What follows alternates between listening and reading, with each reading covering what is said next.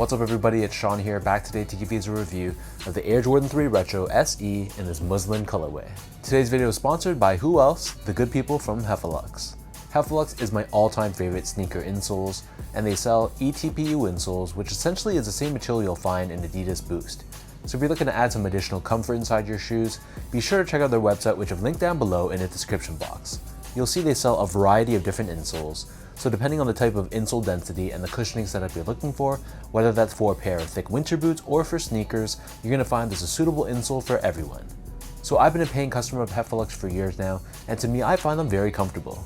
So if you guys want to check them out and try a pair for yourself, be sure to use the code SEANGO at checkout and get 15% off your entire purchase.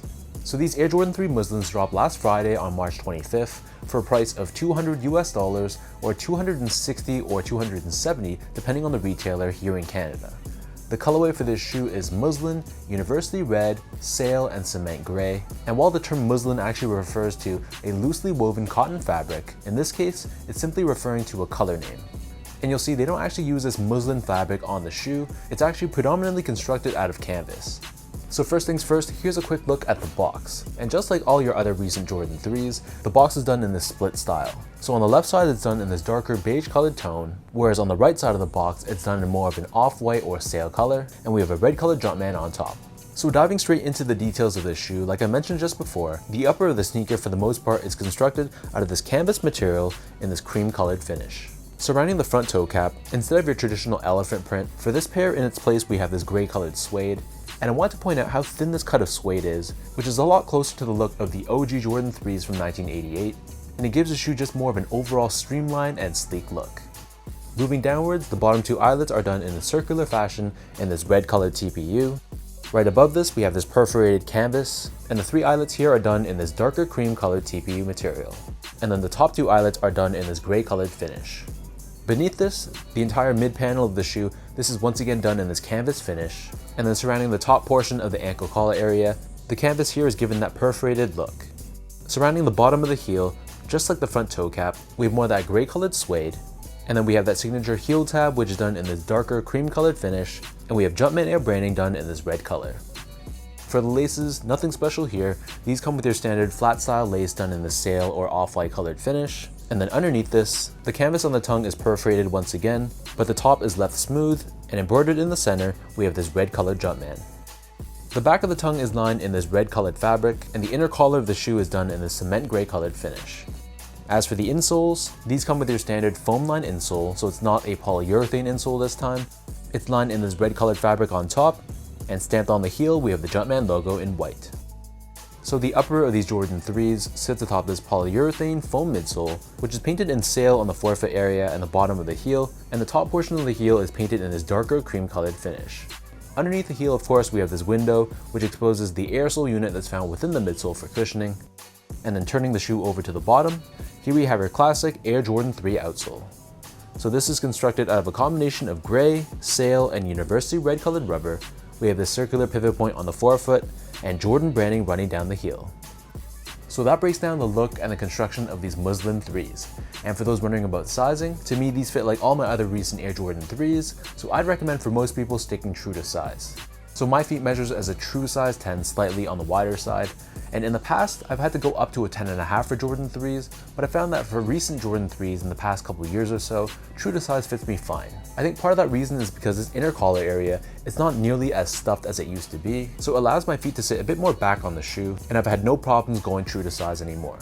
But long story short, whatever size you normally are for your recent Jordan 3s, I'd stick with that same size for this specific pair. Moving on to the comfort, so the Air Jordan 3 in my humble opinion is a comfortable shoe for a retro sneaker. I know a lot of people disagree with me and they find that Jordan 3s are bricks on feet, but for some reason I've always enjoyed the feeling of Jordan 3s. I feel like it gives me a good balance of softness with a lot of support. It's not going to be an overly soft and cushioned shoe, but it's a pair I can wear for many hours in a day, and it's a silhouette I usually bring with me when I know I'm going on vacation, for example, and I know I'm going to be on my feet a lot. But if you're someone that finds Jordan 3s uncomfortable, then you'll probably feel like these are uncomfortable as well, so really your mileage may vary. Finally, in terms of the overall quality and the craftsmanship, so the upper material, again, this is made out of canvas, and to be honest, it's kind of hard to judge the quality of the canvas material. It's not really like leather or suede or nubuck, where you don't need to be an expert to really tell how the quality is. I mean, it doesn't feel like it's bad quality, so I'll leave it at that. But in terms of the suede overlays used, I thought this felt pretty good in hand. It felt like a decent cut of suede, so at least from that standpoint, they got that right. And in terms of the overall build and the construction of this pair, I thought my pair was pretty flawless. I couldn't see any flaws or any issues at all with my pair, so I was very happy.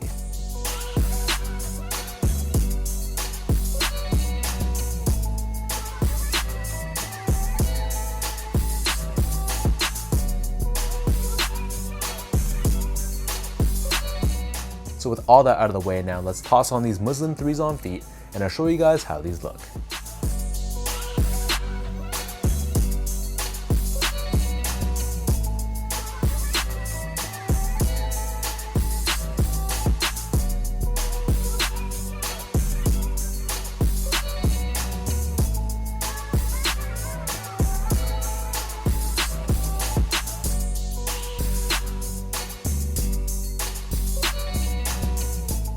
I know a lot of people are comparing this pair to the A Ma Maniére Jordan 3s, but to be honest, I don't really see them as that similar. I think this one definitely stands on its own in its own way. And even though I already own the A Ma Maniére Jordan 3s, I didn't hesitate at all to pick these up and add these to my collection.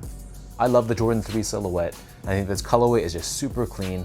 I love the different tones of cream and off-white, and I think it's complemented perfectly with the hits of gray and of course the little bit of red to make it pop. So let me know in the comment section down below what you guys think about this Air Jordan 3 Retro in this Muslin colorway. For anyone watching, were you guys able to pick these up for retail? If you took an L, did you pay resale for these, or did you just pass altogether? If you guys like this video, be sure to like, comment, and subscribe to my channel if you haven't yet. You can follow me on my Instagram account at esgo8. Check me out on my Twitter at sean.go, and visit my website as well at seango.ca. So until next time, thanks so much for watching. Another big shout out goes out to the sponsor for today's video, Heffelux. Thank you everyone for your love and support, and I'll catch you guys all in the next one.